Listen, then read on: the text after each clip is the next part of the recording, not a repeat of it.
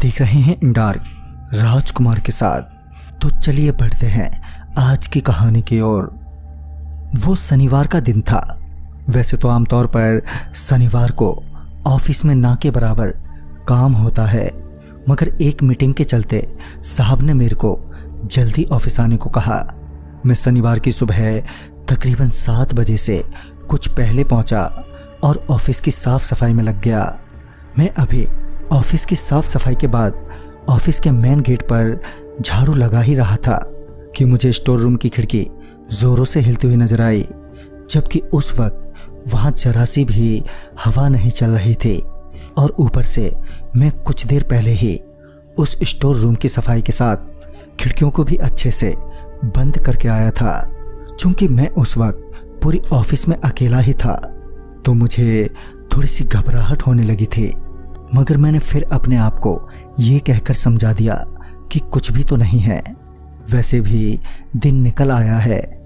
मैं उस खिड़की को अनदेखा करके अपने काम में लग गया, मगर वो खिड़की अभी भी लगातार हिले ही जा रही थी, जिसकी आवाज से मेरा ध्यान बार बार उसी खिड़की पर जा रहा था। और आखिरकार उस खिड़की के शोर से परेशान होकर मैं स्टोर रूम में गया वो खिड़की बंद करने के लिए। जब मैं स्टोर रूम में पहुंचा तो खिड़की के पल्ले अभी भी फटफटा रहे थे। पहले तो मैंने स्टोर रूम के अंदर दाएं बाएं झांका, फिर जब मुझे लगा कि वहां कुछ भी वैसा नहीं है तो मैंने धीरे से अपने कदम अंदर बढ़ाए। मैं अभी धीरे धीरे स्टोर रूम में उस खिड़की की तरफ ही बढ़ रहा था कि एकदम से मुझे सिरहंसी महसूस हुआ और तभी एकदम से मेरा पूरा शरीर ठंडा सा पड़ गया। इससे पहले मैं कुछ समझ पाता कि किसी ने पीछे से मेरे बाल दबोच लिए और मुझे मेरे बालों से घसीटते हुए स्टोर रूम के चारों तरफ घुमाने लगा। वो मुझे इतनी तेज घुमा रहा था कि मुझे कुछ भी सही से दिखाई नहीं दे रहा था। तभी मेरा सिर स्टोर रूम के किसी अलमारी पर लगा और मैं उसी वक्त बेहोश हो गया। फिर जब मेरी आंख खुली तो साहब और उनके साथ कुछ लोग स्टोर रूम में खड़े नजर आए। उन्होंने मुझे देखते ही कहा, तुम ठीक तो हो? और तुम्हें स्टोर रूम की सफाई करने के लिए किसने कहा था? मैं उस वक्त इतने दर्द में था कि मैंने कुछ भी बोलना ठीक नहीं समझा। तभी साहब मुझे अपने साथ अस्पताल ले गए, जहां मल्लम पट्टी के बाद मुझे कुछ दवाएं देकर घर भेज दिया गया।